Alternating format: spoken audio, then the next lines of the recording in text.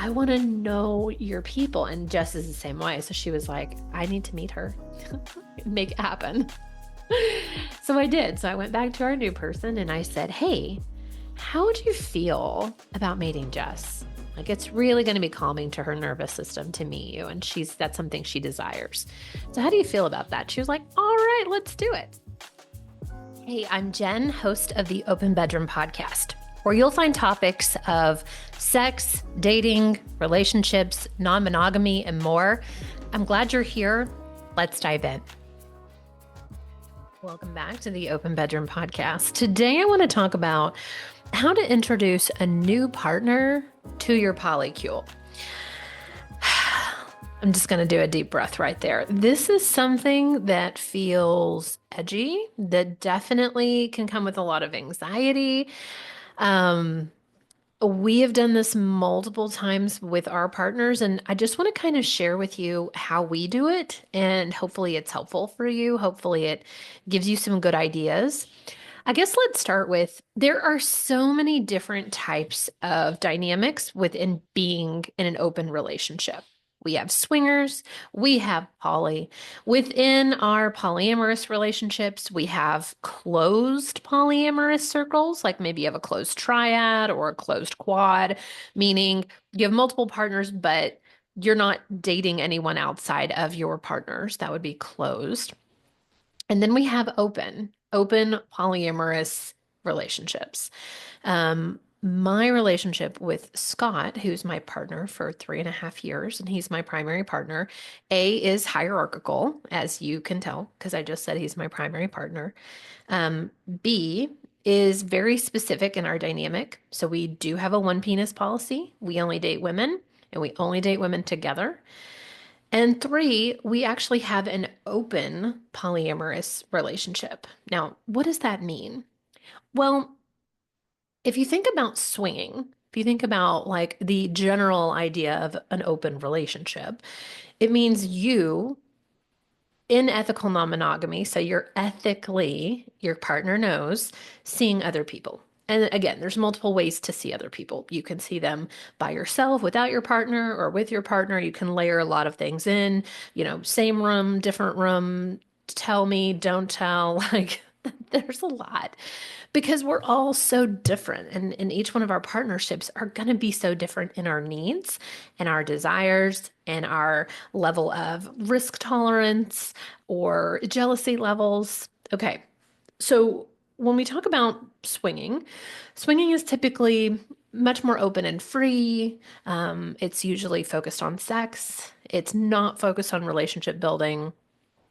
We are here for the purpose of pleasure, and then we're out. We're in, we're out. A lot of times with swinging, there's little rules like you can't kiss her on the mouth, you can't catch feelings, you can't say I love you.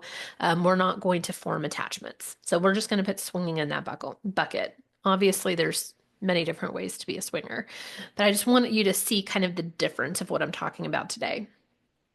The other side is polyamory, which means many loves. And typically, polyamorous people are wired for multiple connections. And I don't mean quick connections, but like have this big capacity to have multiple partners. And they like having multiple interactions with different people consistently.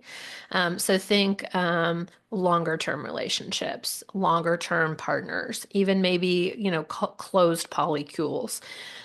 So today I want to talk about open polycules.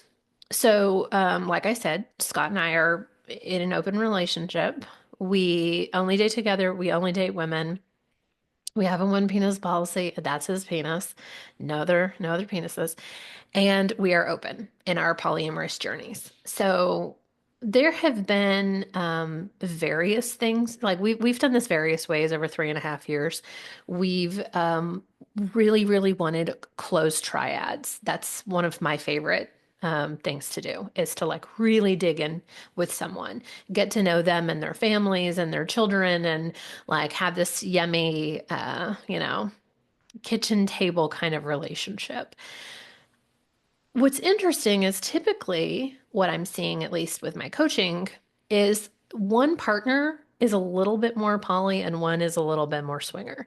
Like one really loves the new relationship energy. They love meeting new people. And the other one is like, let's just be closed and invite one more person in. You know what I mean? I would say we are sort of a hybrid of that, Scott and I. So, like, we really enjoy having long-term partners. We don't like a revolving door, scenario in our relationships. We like commitment, not commitment like you're the only person I'm going to see, but when you text, I'm going to text back. When we have a date, I'm going to show up. When you're having a hard time, I want to know about it and I want to be there for you. And so, with that, there's also this desire for someone local, someone that can come hang out and watch a show, somebody that can, like, hey, do you want to come over and do a game night tonight? And in our current throuple, which you guys have met Jess, I'll have to figure out what episode she is. I'll make sure and put that episode in the notes below so that you guys have access to that. But Jess came on a few months ago, and her and I did an episode together, talking about how she and her husband opened up their marriage. We were the first couple that they dated, and then kind of how that's progressed from here. And I will have Justin and Scott on together, hopefully soon, so you guys can hear all of our dynamic. So Jess is 2 hours away from us, and what we have found is. It's not actually all that difficult to have a relationship with someone a few hours away or even in a different state, but it does take a lot of planning. It does take scheduling. There's no dropping in to play a board game. You know what I mean?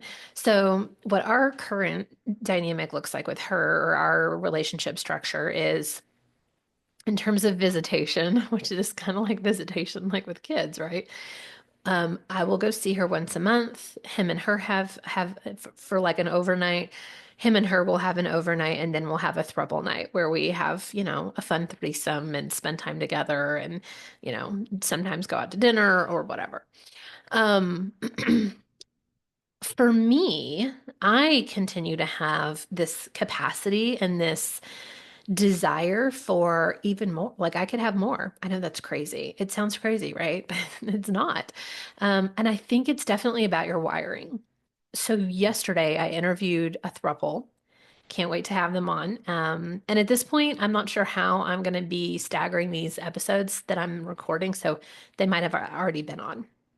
This is Love You Too 2022 with Missy, Brian, Miss Missy and Brian's crew and Lisa. And what I found with them is they're a close throuple. They have like no desire to bring in another person. They want to live together forever and ever and do life together as a throuple. And I was asking them after the recording stopped, do you guys ever feel a desire or feel extra capacity for another person? And they were like, God, no. Like, this is way more than enough. Are you kidding me? Like all of this and managing this and all the communication and they also live 2.5 hours away from each other. So there's like all this driving back and forth. Um, I feel very differently about that. I feel like I am my most happiest when I have three or four, girlfriends or Scott. Like there was and I'll bring this into our conversation today about like how to tell your current partners that a new partner is coming in. But at one point last year, I hosted a Thanksgiving orgy with the women that we had been dating, and there were four of us and Scott, and I was like, this is my peak experience. This is it. Like all the people that I love loving each other and giving each other pleasure. Fuck yes, I'll take more of that. So, so I say all of that just to say, if this idea feels resistant for you of bringing in additional partners, maybe you're just not wired for that, and that's okay. Keep your closed relationship, um, your closed open relationship. But if you do feel wired for more, that's what today's conversation is about. if you're wired for more, like Scott and I are wired for more. And I'm not here to say that, like, at one point, at some point in our life, we won't really settle in with one or two people and have a closed, relationship again in whatever dynamic or dyad or configuration, I guess that looks like, not dyad, but configuration that looks like, whether it's a thruple or a quad or whatever. Um, but today we are enjoying bringing in another person when it feels right. And I guess I should talk about how this happened. So Scott and I have been talking and getting really clear over the last few months about what kind of relationships do we want to have? Like other women coming into our relationship. What does that look like? What are our needs? What do we truly desire? And Scott's been saying, like, Jen, I would love someone that I can just call up to come hang out, or we can go out to lunch, or we could whatever. And yeah, like I want to date them, but I also want to be friends with someone. And so I just started kind of putting that out into the universe. And so I got back on our dating apps and I was like, bring her in, bring her in. Let's see who this person is. And so I only looked for local people and was just kind of like, okay, let's see what happens. We talked to a few people, and then got ghosted quickly. So that was interesting. That's kind of new for me. And then I was on Bumble one day and I saw this cute girl. And I was like, I'm just going to see what happens. Turns out she lives 45 minutes from us, but she's up in our area multiple times per week. And so there we go. So we start talking to her, and I'm like, Scott, I think this might be the one for us. And so he starts talking to her, and we have our first date. And that went well, and she seemed excited and interested. And then we had our second date. All of our dates have involved food, by the way. And then that also included some massage, some G-rated massage, but still, there was touching. And then there was more conversation. And at this point, we're like, we need to bring Jess into this because if this ends up being a thing, she needs to know about it. So, the first thing I want to talk about with how to introduce a new partner into your polycule, that's what I'm going to call this, assuming you're already maybe a throuple or you're a couple and you're starting to see, someone regularly and you need to tell them about another someone that you're seeing. The first thing is you have to be honest.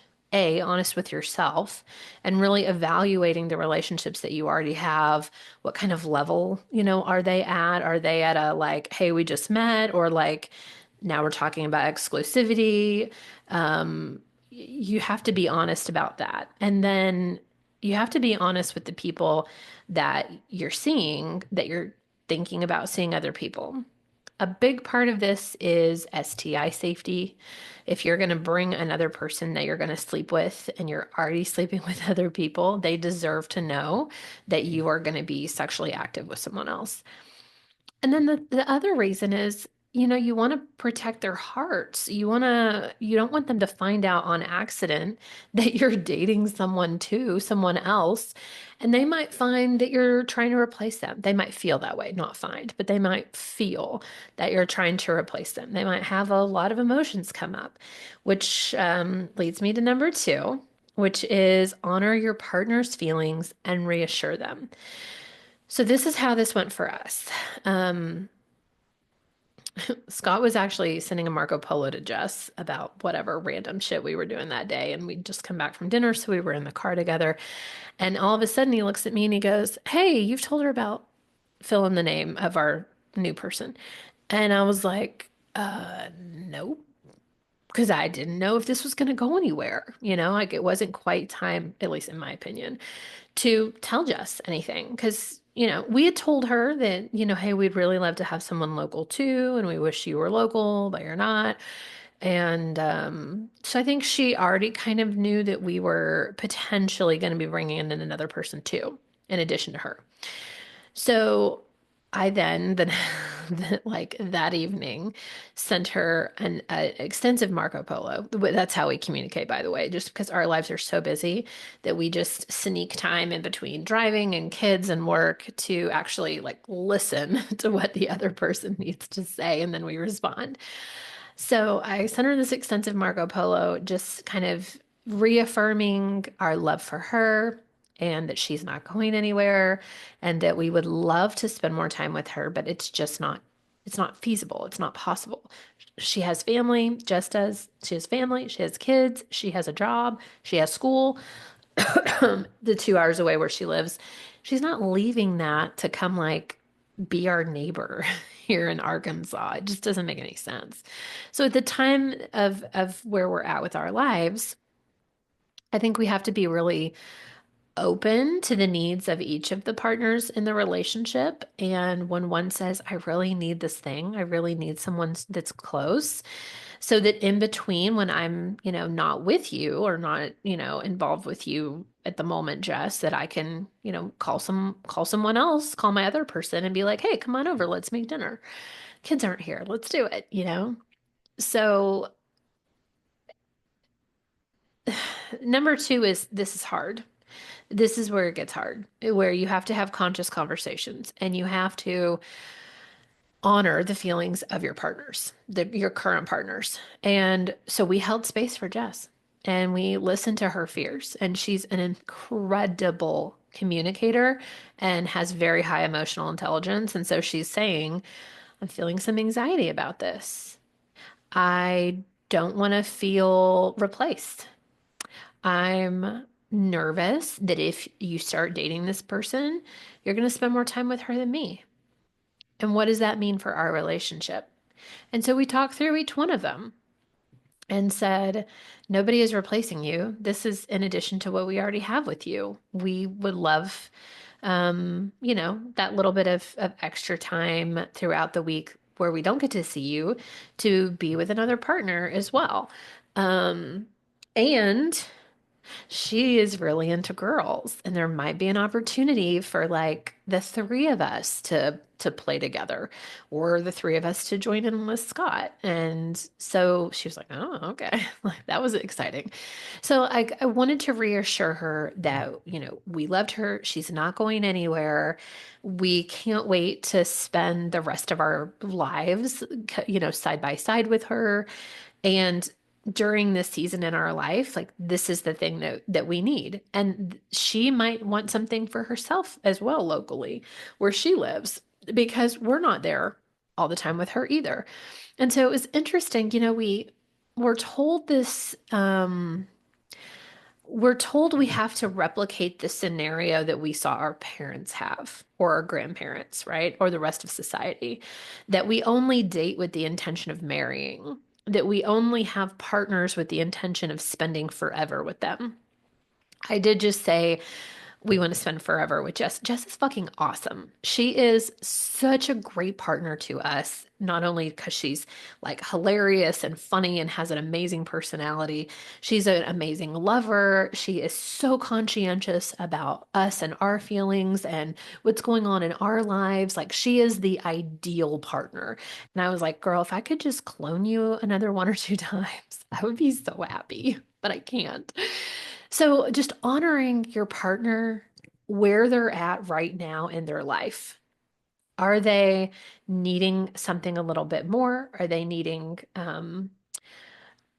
something different? I mean, we can do this every day with our own sex lives with our partners. Like, what are you craving? What do you desire? What do you want to create? Do you want a new scene? Do you want a new outfit? Should we get a new toy?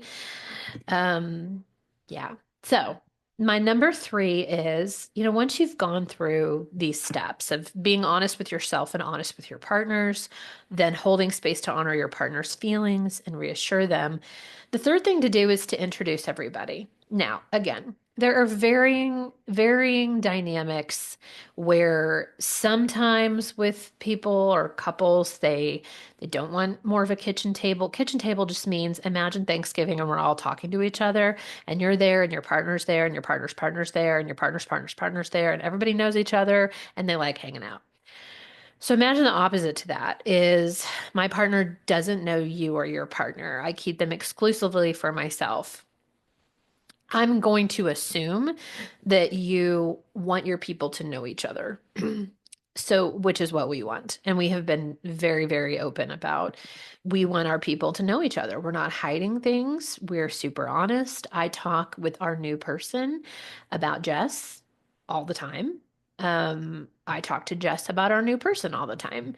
Hey, this happened with her. And oh my God, isn't this funny? And this thing happened. And because I don't want to lie. I don't want to have to remember what things I told one but not the other. And like, I don't have room for that in my life. I have room for more people. I don't have room for lying and hiding things.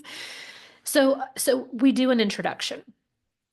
Let's talk about the girlfriends from last fall. So we were seeing each one of them individually. They all knew about each other. Same thing. I tell one about the other about the other. And when one would come, so we were dating Tulsa and Jess. We just call her Tulsa. It's not her real name, but we were dating Tulsa and Jess at the same time.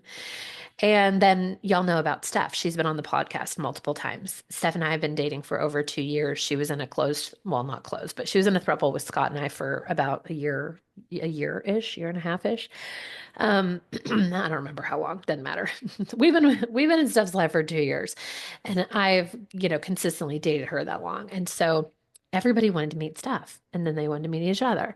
So what we would do is like Tulsa would come in town and I'd be like, "Hey, let's have brunch before you leave. Let's invite Steph and you can meet Steph." And then I did the same thing with Jess, and Jess came and she met, and they all freaking fell in love with each other. And they're all sexy and beautiful and intelligent women. And so I just kind of started fostering and helping facilitate their relationships and connecting them. And as soon as I connected them, they're Facebook friends, and then they're having DMs, and then they're Margot Boeing, and then there's like sexy stuff going on with these two, and they're like, "Yeah, let's have a Thanksgiving orgy," and that's how that happened. So I'm kind of doing the same thing, not necessarily with the intention of having an orgy with our two people. And my relationship with Steph is a little different now, so I don't know that she'll ever want to be a part of this, but I mean, I'm always open, like more the merrier. But but with these two women who are currently seeing Jess and this new person, um, I I really, really got clear with each one of them about how they felt, if there was an introduction and what their needs were for knowing the other person. Our new person didn't necessarily feel any needs to like be best friends with Jess, but Jess was like, "I need to know the person that you're sleeping with. I need to know the person that you're dating. I want to know." And I want to know. Like I really enjoyed knowing Jess's husband. They're getting divorced now, but he was my metamor, and I cared about him, and I would have Zoom calls with him, and I cared about his mental health and his physical health. And I've met Jess's family. I've met Jess's daughter. I've met Jess's sister and her aunt. And like, I want to know your people. And Jess is the same way. So she was like, "I need to meet her, make it happen." So I did. So I went back to our new person and I said, "Hey, how would you feel about meeting Jess? Like it's really going to be calming to her nervous system to meet you. And that's something she desires. So how do you feel about that?" She was like, "All right, let's do it." So they're actually meeting tomorrow, both of them.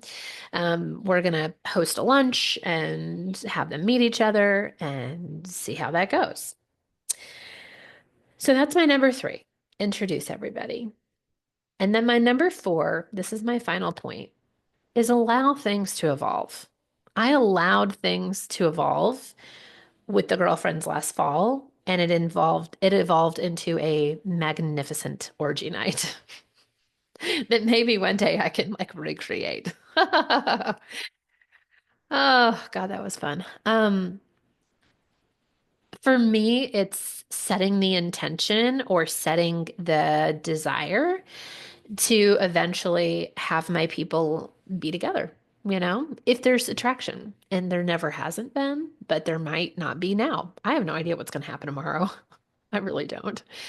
But I've been really honest with my partners about my more the merrier idea. Like, if I care about you and I love being intimate with you and having pleasure with you, I would love to bring this person. into that experience. You know, you love women. I've got a bunch of beautiful, amazing women in my life. Would you want to come play? Would you want to, we use the word play because it's like adults in a sandbox, exploring our bodies and exploring our desires and exploring um these deep, dark fantasies. Maybe they're not dark, maybe they're light. I don't know. But like, you're allowed to do this. You're allowed to give yourself permission. And so, as we allow things to evolve, we never know what they're going to look like. And sometimes they evolve into an orgy, and sometimes they don't. Sometimes the ladies, my ladies could become best friends, or there's some connections as well with other parts of their lives that I think that they're gonna find interesting and that might connect them even more than just dating Scott and I. And I'm looking forward to seeing that evolve. So don't be afraid to introduce your partners. Don't be afraid to be really honest about how you're feeling and what's going on and what you need. And then don't be afraid to let things evolve. Okay, guys, that's what I got for you today. I'm super curious if you have any feedback about this episode, if you have anxiety about, maybe bringing somebody new into your polycule or your polyamorous relationship and how that might affect your other partners, if you need maybe some help or some tools with this kind of thing. Um, I don't always promote this, but I do offer coaching. And I've worked with lots of couples and thruples with their relationships, with their sex lives, with their communication skills, with their anxiety. That's always a big thing too, with their fears and desires and all of that yumminess. So you guys know where to find me on all the socials. Feel free to DM me. I'll also put my Coaching with Jen link in the notes below. And I will see you next time around. Thank you for listening to the Open Bedroom Podcast. If you enjoyed today's episode, go ahead and give us a like and click subscribe below and stay up to date on all the new episodes that we release. If you have a topic that you'd really like more information on, leave us a comment below and we'll see what we can do. Feel free to share this podcast with all of your friends and especially your partners. This is a great way to open up some amazing conversations. We'll see you next week.